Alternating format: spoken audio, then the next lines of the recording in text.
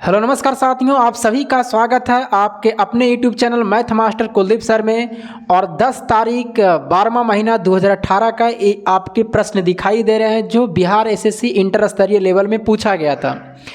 आप लोग क्या करें कि इस प्रश्न को आप अपने ढंग से पहले बनाएं, अपने आप को समझें पहले, क्योंकि पिछले साल से जो प्रश्न पूछे गए हैं उससे थोड़ा सा स्टैंडर्ड प्रश्न रहेगा इस बार। और आपको ज़्यादा कुछ नहीं करना है, बस आपको सोचना है कि 70% से लेकर के 80% में बीच में मार्क्स आ रहा है कि नहीं टेस्ट सीरीज में, चाहे किसी भी प्रकार का टेस्ट सीरीज हो। 70% से 80% के बीच में आपको आना चाहिए। मतलब कहने का 150 प्रश्न है तो इसका 70% निकालते हैं तो 105 नंबर होता है, यानी 150 क्वेश्चन है टोटल पूछा जाएगा, उसका 70% कितना होता है 105। यानी अगर आपका टेस्ट सीरीज में 105 के अराउंड आ रहा है, लगभग 100 के प्लस जा रहा है, इसका मतलब तैयारी आपकी बहुत अच्छी है। आपको फिर तैयारी अगर धीरे धीरे करते करते आप प्रयास करिएगा तो आपको इतना एवरेज 108 110 के तक में पहुंच जाइएगा और आपका रिजल्ट से कोई नहीं रोक सकता। लेकिन आपको देखना है कि पिछले बार में जो प्रश्न पूछे गए हैं वो कुछ आसान प्रश्न थे, कुछ मुश्किल भी प्रश्न थे। आपको क्या करना है कि प्रश्न को अच्छे ढंग से पढ़ना है कि जो प्रश्न हार्ड रहता है वो मैं पढ़ करके उसको जवाब दे पा रहा हूँ कि नहीं दे पा रहा हूँ। जैसे यही प्रश्न जो आपके मैथ दिखाई दे रहे हैं, क्या ये आप पढ़ करके देखिए, अधिकतर लड़कन से नहीं बनेगा। और जहाँ मैथ रीजनिंग आपको 10 गो अगर गलत हो गया या 8 गो गलत हो गया तो फिर आपकी रिजल्ट की संभावना नहीं होगी, क्योंकि मैथ रीजनिंग 100% स्टूडेंट बना सकता है, 99% बना सकता है। और अगर आपको गलत होता है तो इसका मतलब फिर आप बिहार एसएससी में रिजल्ट नहीं होगा, क्योंकि जीके का कोई माय बाप नहीं है क्या पूछेगा नहीं पूछेगा से। तो आप मैथ और रीजनिंग पर कमांड करते जाइए और प्रश्न को सब आप देखिए ना, यही प्रश्न को आप पहले रोक करके वीडियो को देखिए कि क्या मुझसे ही प्रश्न बनेगा कि नहीं बनेगा। इतना काम करते चलिए। मैं जो भी प्रश्न आपको देता हूं उसको पहले आप बनाइए। चलिए बनाता हूं। रमेश को किसी संख्या के आधे को, और देखिए कोई भी प्रश्न आप पढ़ते हैं अगर एक बार में नहीं समझ में आता तो उसको 2 बार ट्राई करें पढ़ने को कम से कम, तो फिर आपको कुछ ना कुछ समझ में आएगा, क्योंकि एक बार में माइंड से निकल जाता है कुछ प्रश्न। रमेश को किसी संख्या को आधे को 6 से तथा अन्य आधे भाग को 4 से विभाजित करने को कहा जाता है और उसका परिणाम को जोड़ दिया जाता है, तो ऐसा करने के स्थान पर रमेश दी गई संख्या को 8 से विभाजित करता है तो सही उत्तर में 8 की कमी हो जाती है, तो संख्या ज्ञात करें। अब पढ़ कर को आपको माइंड भी लगाना कि कहना क्या चाह रहा था। जब एक बार पढ़ें तो अब दूसरा बार पढ़ेंगे तो हमें क्लियर हो जाएगा कि कहना क्या चाह रहा था। मान लेते हैं कि यहाँ पर संख्या कुछ मानना पड़ेगा कि संख्या कितना मान ली है, 1 मान ली। अब जैसे जैसे आपको प्रश्न कह रहा हो वैसे वैसे लिखते चलिए। रमेश को किसी संख्या के आधे को 6 से, मतलब किसी संख्या 1 से, इसके आधे को, आधे का मतलब कितना से 2 से भागा, इसको 6 से क्या किया जाए भाग दिया जाए। उसके बाद में कहता है फिर आधे को 4 से विभाजित किया जाए, फिर आधे को, तो फिर आधे का मतलब फिर इसको 2 से भागा जाए, फिर इसको 4 से भागा दिया जाता है और उसके परिणाम को जोड़ा जाता है। और ये दोनों के परिणाम को क्या किया जाता है, जोड़ा जाता है। और ऐसा करने पर स्थान पर रमेश दी गई संख्या को 8 से विभाजित करता है। अब कहता है कि जो भी संख्या था फिर उसको 8 से विभाजित करता है तो सही उत्तर में 8 की कमी हो जाती है। तो सही उत्तर यही था ना, ये काम करने के बाद में नहीं काम कर रहा है, इसका मतलब सही उत्तर ही है और इसमें 8 की क्या हो जाती है, कमी हो जाती है। आई दोनों आपस में क्या कर दीजिए, बराबर कर दीजिए। अब आपको बस कुछ नहीं है, x का मान निकालिए और आंसर हो जाएगा। ऐसे प्रश्नों को आपको माइंड लगाना है पढ़ के कि क्या मैं इस प्रश्न को ऐसे बना सकता हूँ, क्या ऐसे ढाल सकता हूँ कि नहीं ढाल सकता हूँ। अब बताइए, कुछ नहीं होगा। यहाँ पर क्या है, x/8 है और x 4 दूना 8, ये भी प्लस में ये भी प्लस में। जब बराबर के दोनों साइड में अगर चिन्ह प्लस रहता है और सेम रहता है तो कट जाता है, तो ये तो कट जाएगा, तो बचेगा x/12 और ये -8 उधर जाएगा तो प्लस। और बताइए 12/8 कितना, 96। बताइए कुछ प्रश्न में जान है नहीं है, लेकिन समझना मुश्किल है, किसी लैंग्वेज को समझना मुश्किल कर देता है। तो इसका आंसर कितना होगा, 96, जो ऑप्शन नंबर 3 में है। प्रश्न को आप बना के जरूर देखें। ऐसे प्रश्न में आप माइंड नहीं लगा रहे हैं तो फिर आप धोखा दे रहे हैं। और अगर जहां 10 प्रश्न गलत हो गया मैथ रीजनिंग का, फिर रिजल्ट आपकी चांस नहीं रहेगी। आगे आइए। आगे कह रहा है कि एक बल्लेबाज 19वीं पारी में 82 रन बनाता। ये भी प्रश्न में गलत करते हैं, बहुत सारे स्टूडेंट गलत करते हैं, अधिकतर का ही गलत हो जाते हैं। कभी कुछ से गुना कर देगा, कभी कुछ से गुना करेगा, कभी ट्रिक बता देगा। आप पढ़ करके प्रश्न को समझिए, कहना क्या चाहता। एक बल्लेबाज 19वीं पारी में 82 रन बनाता है, मतलब एक बल्लेबाज खेल रहा होगा और 19वीं पारी में 82 रन बनाता। औसत नहीं करा कि 19वीं पारी में उसने 82 रन बनाता है। 19वीं पारी में कितना रन बनाता है? 82 रन बनाया। अब 19वीं पारी में 82 रन बनाता है तो उसका औसत में 2 रन की वृद्धि हो जाती है, मतलब औसत में 2 बढ़ जाता है, वृद्धि हो जाती है। जरा माइंड सोचिए कि कहना क्या चाह रहे हैं, यहीं से सोचिए। कह रहा है कि कोई भी बल्लेबाज है और कहता है 19वीं पारी में 82 रन जब बनाता है तो औसत में 2 की वृद्धि हो जाती है। इसका मतलब आपको तुरंत माइंड काम करना चाहिए कि औसत में 2 की वृद्धि हो रही है, इसका मतलब पहले भी कुछ खेला होगा। जैसे 19वीं पारी खेला है तो इसका मतलब पहले भी कोई पारी खेला होगा और वहाँ के जो औसत होगा उसमें 2 की फिर वृद्धि हो गई, यही ना इसका मतलब हुआ। तो ये आपको माइंड लगाना है। जैसे हम कह दें कि इस वर्ष आप 200 रुपया अधिक कमाएं, इसका मतलब पिछले साल से आप 200 रुपया अधिक कमाए हैं, यही ना माइंड होगा। तो यही आपको दिमाग काम करना चाहिए। कह रहा 19वीं पारी में एक बल्लेबाज 82 रन बनाता है तो उसकी औसत में 2 की वृद्धि होती है, इसका मतलब 18वीं पारी का औसत होगा। 18वीं पारी का औसत होगा लेकिन पता नहीं है। और बाद में 19वीं पारी में कहता है कि हम 82 रन बनाते हैं तो औसत में कितना की वृद्धि? 2 का वृद्धि हो जाता है। बस यही आपको इतना काम करना है। ये 18वीं पारी क्वेश्चन में आपको नहीं कहेगा, आपको खुद से माइंड लगाना है कि इसके पिछले वाले कोई पारी खेला होगा। तो आपसे पूछा गया 19वीं पारी के बाद उसका औसत क्या है। हो सकता है 19वीं पारी भी पूछ सकता है, हो सकता है 18वीं पारी भी पूछा जा सकता है, कोई भी आपसे पूछा जा सकता है। तो जो भी पूछेगा जरा आप ध्यान दीजिए। अब जो बताने वाले हैं, अगर 19वीं पारी पूछता है, अगर इतना काम कर दिए हैं तो आपको 19वीं पारी पूछे कि 19वीं पारी, 18वीं पारी भी पूछा जा सकता है। तो जो पूछेगा उससे छोड़ देना है, यहाँ से गुना करना। जैसे 18वीं पूछते तो 19 से गुना करते, 19 के पूछा है तो 18 वाला पारी से गुना करेंगे, 18वीं पारी से गुना करेंगे क्योंकि हमें 19वीं पारी पहले निकालना है। और कितना औसत में वृद्धि? 2 का वृद्धि, तो 18 दूना कितना हो गया? 36।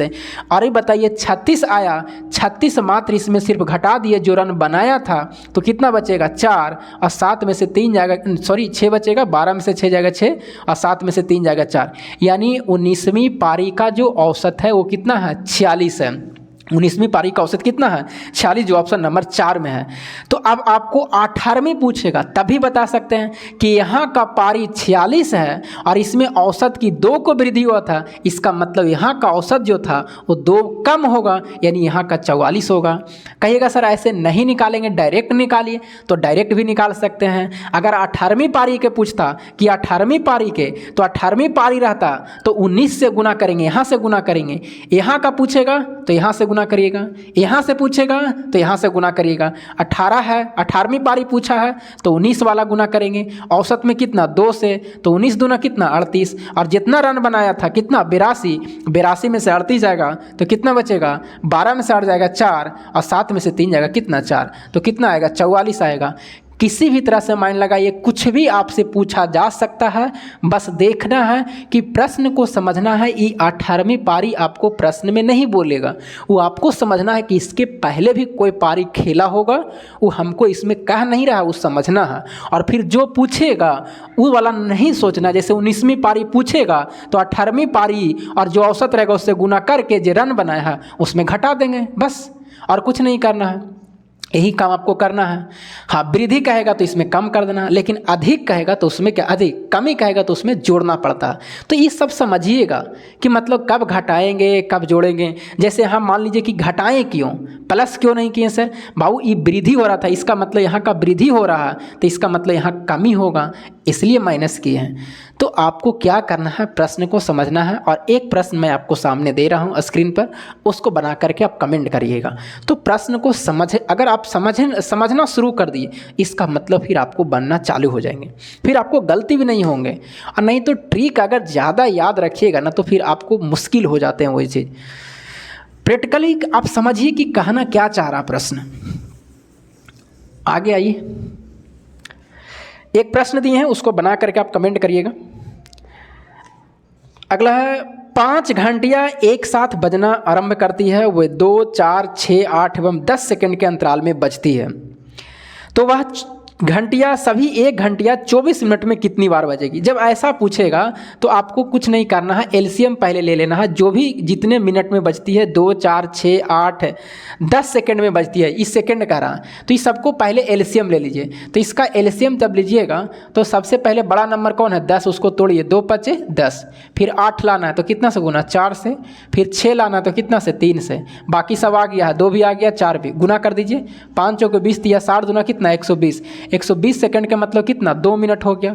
और किताब इसमें कहा गया है कि 24 मिनट में कितनी बार बजेगी, तो 24 ऊपर रखिए और 2 मिनट से भागा दीजिए, क्योंकि 2 मिनट में एक बार, तो 24 मिनट में कितना बार, तो 12 बार एक साथ बजेगी घंटियाँ, 12 बार 24 मिनट में। तो ऐसे प्रश्नों को पहले एलसीएम ले लेना है और उसके बाद में फिर आपको क्या करना है, डिवाइड कर देना है। आइए, रेशियो के एक प्रश्न बहुत ही अच्छा है, और अगर ऐसा प्रश्न अगर रेशियो को पूछ दिया जाता है तो फिर मुश्किल हो जाते हैं। कुछ प्रश्न आपको लग जाएगा ना कि हाँ ये क्या पूछ दिया है। कभी आप बैलेंस करिएगा तो अनबैलेंस हो जाएगा वो, फिर कोई को बैलेंस करिएगा तो दूसरा अनबैलेंस हो जाएगा। इस तरह से प्रश्न, और प्रश्न भी पूछे जाता, प्रत्येक एग्जाम में डाल देता है। करा 1:22 बराबर 2:3। यदि 1:22 बराबर 2:3 है, y/z बराबर 2:1 है, उसके बाद में z अनुपात a बराबर 1:3 है। तो आपसे पूछा गया है कि x अनुपात y अनुपात z अनुपात a का मान ज्ञात करें, ये आपसे पूछा। देखिएगा, इसमें मैं आपको बता रहा हूँ, कुछ प्रश्न ऐसे पूछे जाते हैं कि डायरेक्ट मतलब कि डायरेक्ट बैलेंस हो जाते हैं, और कुछ प्रश्न ऐसे यही प्रश्न रहते हैं वो अनबैलेंस हो जाते हैं। जैसे देखिएगा, पहले इसको सेम करते हैं मीडिएटर को। जैसे बाई और बाई मीडिएटर है, मतलब 2 बार है, ये जेड और जेड मीडिएटर है, मतलब 2 बार आया है। और इसमें जरा कुछ कॉन्सेप्ट याद रखिएगा कि x अनुपात बाई है, और यह रेशियो तभी सही माना जाएगा, x रेशियो बाई है, यह रेशियो तभी माना जाएगा, अगला रेशियो तभी माना जाएगा जिससे लास्ट हुआ है उसी से स्टार्टिंग होना चाहिए। ये नहीं कि z अनुपात बाई यहाँ मत लिख दीजिएगा तो फिर गलत हो जाएगा। यहाँ पर एक सन हो सकता है किताब में कभी कभी प्रश्न में z अनुपात बाई दे देगा, तो आपको सोचना है लास्ट किससे किया था, बाई से, तो यहाँ बाई से स्टार्टिंग होना चाहिए। तो आपको चेंज करना पड़ेगा, जब z अनुपाती बाई रहता तो उसको चेंज करते बाई अनुपात z, इधर भी चेंज कर देते हैं। फिर देखिए जिससे लास्ट हुआ है उससे स्टार्टिंग हुआ है, तो कहिएगा नहीं ठीक है z अनुपात a बराबर 1:3। तो पहले प्रश्न को आप देख लीजिएगा कि इसमें जिससे लास्ट कर रहा उससे शुरू है कि नहीं है। तो जिससे लास्ट कर रहा शुरू है, लास्ट कर रहा शुरू है, इसका मतलब प्रश्न बिल्कुल सही है। जब अगर मान लीजिए कि ऐसा नहीं रहता, z अनुपात बाई रहता और 1:2 रहता, 1:2 रहता, तो फिर इसको बाई अनुपात z लिख करके 2:1 कर सकते हैं ना। इधर का चेंज करेंगे तो इधर भी चेंज होगा। तो ये आपको सोचना है, एक बार प्रश्न देख लेना, नहीं तो फिर आपको गलती हो जाएगा। अब आप सेम करिए, बताइए बाई का मान, जो बाई का मान यहाँ 3 है, बाई का मान 2 है, क्या ऐसा हो सकता है कि बाई का मान एक जगह 3 एक जगह 2, इसी को सेम करना है। तो सेम करने के लिए बताइए, इसको 2 बताइए, 2 से गुना करेंगे तो 6 हो जाएगा, इसमें 3 से गुना करेंगे तो ये भी 6 हो जाएगा। लेकिन बड़ा जेड देखिए, तो जेड पहले 1 था, लेकिन 3 से इसमें गुना किए तो ये भी तो 3 हो गया, और यहाँ जेड कितना है, 1 है, इसका मतलब इसमें भी 3 से गुना करेंगे तब भी बताइए जेड 3 हो जाएगा। अब देखिए सब बैलेंस हो गया, जो 2 बार आया है ना वो बैलेंस कर देना। बाई देखिए 3 दूना 6, बाई देखिए 3 दूना 6, ठीक है। जेड देखते हैं यहाँ 3, यहाँ जेड कितना है, 3 एकम 3। अब सही है, जो 2 बार आया है उसको जगह बैलेंस करना रहता है। जब बैलेंस हो गया तो अब कुछ नहीं है, x का मान निकालना है, x का मान 2 और 2 से गुना है तो 4 हो जाएगा। बाई का मान कितना है, 3 दूना 6, यहाँ से निकालिए या यहाँ से निकालिए, बात एक ही है। जेड का अनुपात यहाँ से निकालिए यहाँ से निकालिए, 3 एकम 3। उसके बाद में ए का मान निकालिएगा तो बताइए 3 3 या ए का मान 3 है और 3 से गुना है तो 3 तिया 9, यानी 4:6:3 कितना होगा 9 होगा, जो ऑप्शन नंबर 3 में दिया हुआ। लेकिन कहिएगा सर अगर बैलेंस नहीं होगा तब क्या करेंगे, तब देखिएगा उसको भी मैं आपको बता देता हूँ। अगर बैलेंस नहीं हो रहा, कितनों दिमाग लगा रहे हैं, बैलेंस नहीं हो पा रहा, तो कुछ घबराना नहीं है, उसके लिए मैं आपको बता रहा हूँ। और ये प्रश्न पूछा जाता है, अगर मान लीजिए बैलेंस ही नहीं हो रहा कि कितनों भी कर रहे हैं, तो कोई बैलेंस कर रहे हैं तो एक अनबैलेंस हो जा रहा है, हो सकता है एक और दे दिया जाए और आपसे पूछे कि अब बताइए अगर बैलेंस नहीं हो तब भी बनेगा, वो कैसे बनेगा, देखिए मैं आपको बताता हूँ। अगर बैलेंस नहीं हो रहा तब आपको देखना है कि इसमें लेटर कितने हैं, एक्स वाई जेड ए, कितने लेटर है, 4 लेटर है। वो वाला कॉन्सेप्ट तो वो वाला लगेगा कॉन्सेप्ट कि जिससे लास्ट है उससे स्टार्टिंग होना चाहिए, जिससे लास्ट है उससे स्टार्टिंग होना चाहिए। अब आपसे पूछा जा रहा है एक्स अनुपात वाई अनुपात जेड अनुपात ए, लेकिन अब बैलेंस अगर कोई प्रश्न नहीं हो, जैसे दे दिया जाए आपसे कि एक्स अनुपात वाई बराबर 2:3, वाई अनुपात जेड बराबर 4 मान लीजिए 7 और जेड अनुपात ए बराबर मान लीजिए 7 या यहाँ पर कर दीजिए 5:1, और अब यहाँ पर बैलेंस ही नहीं हो रहा, आपसे पूछा जा रहा है एक्स वाई जेड ए पूछा जा रहा, अब बैलेंस नहीं हो रहा, कितनों करें बैलेंस नहीं हो रहा, तो उसके लिए कुछ तो रूल होना चाहिए ना। इसका रूल जरा सुनिएगा क्या है। एक्स अनुपात वाई अनुपात जेड अनुपात ए पूछा गया, इसमें देखिए कितने राशियां आई है, इसमें एक्स अनुपात वाई, वाई अनुपात जेड, जेड अनुपात ए, इसमें बताइए कौन कौन आया है, तो कहिएगा एक्स आया है, वाई आया है, जेड आया है और ए आया है। कितने लेटर आए हैं, तो कहिएगा 4 लेटर आया है।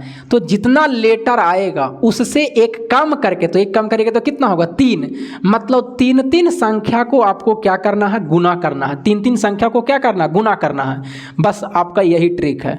बताइए यहाँ से गुना करना शुरू करेंगे, देखिएगा यहाँ से 4 लेटर है ना, तो 3 संख्या 1 2 3 यहाँ से शुरू करते हैं, ऐसे चलते हैं, यहाँ से ऐसे चलते हैं और इसके बाद में ऐसे जा करके इधर से निकलते हैं, ये आपका निकलने का रास्ता। बताइए 3 संख्या लीजिए, क्योंकि 4 लेटर है तो एक कम करके, तो बताइए किसको गुना करेंगे, इसको इसको इसको, तो 3 हो जाएगा, मतलब एक्स का मान होगा 2 × 2 × 1, बस एक्स का मान हो गया, ये बाकी कटे छटेगा आगे। फिर वाई का निकालना है, तो फिर इसको छोड़ दीजिए, अब यहाँ से लीजिए 3 गो, 1 2 ऊपर पहुँचे तो कितना हो गया 3, मतलब 2 × 1 × 3। जेड के निकालना, तो इसको भी आप छोड़ दीजिए, जैसे 2 बार हो गया ना, एक बारी अब यहाँ से शुरू करिए, 1 2 3, मतलब 1 × 3 × कितना 1। अब बताइए ए को निकालना, तो 1 2 3 गो तो हो गया, अब यहाँ से शुरू होगा 3 × 1 × 3, बस अब गुना करिए, कोई काटता है तो काट सकते हैं, तो गुना करिए 4 6 3 और कितना 9, देखिए वही आंसर आया कि नहीं आया। कटता है तो काट भी सकते हैं, सब में मिलता है उसको काट देते हैं, जैसे 3 यहाँ है 3 यहाँ 3 यहाँ 3 यहाँ नहीं है तो नहीं कटेगा ना, सब जगह रहना चाहिए, तो कटेगा भी काट सकते हैं, नहीं कटेगा तो आप गुना करके भी काटिएगा तब भी आंसर वही आएगा। आप इसको कमेंट करके बताइएगा, आप कितनों इसको मेंटेनेंस करिएगा तो मेंटेनेंस नहीं होगा, कितनों आप जो पहला मेथड बताए थे कितनों आप इसको बैलेंस करिएगा तो बैलेंस नहीं होगा। आप इसको इस मेथड से बना के देखिएगा और कमेंट करके बताइएगा कि इसका आंसर कितना आएगा। और ये प्रश्न एग्जाम में पूछे जाता है 100%, और अगर ऐसा पूछ देगा तो आप कहिएगा कि बैलेंस ही नहीं हो रहा है, प्रश्न ही गलत है, तो फिर आपको क्या होंगे, इससे प्रश्न छूट जाएंगे।